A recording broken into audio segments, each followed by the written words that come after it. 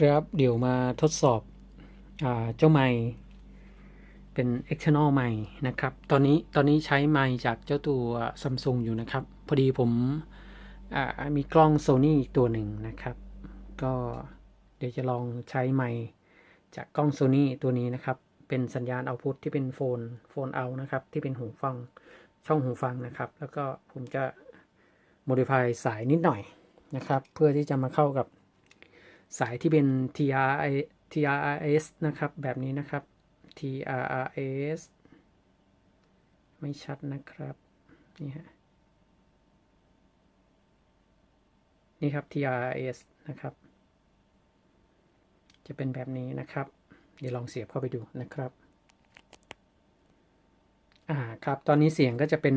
ที่มาจากไมค์ของกล้องSony ตัวนี้แล้วนะครับ MV-1 นะครับ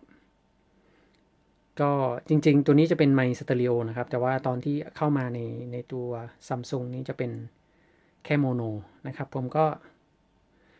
แค่จอย L กับ R นะครับเล็บกับไลท์นะครับก็เข้ามาเป็นไมค์นะครับเดี๋ยวลองเปรียบเทียบเสียงดูนะครับ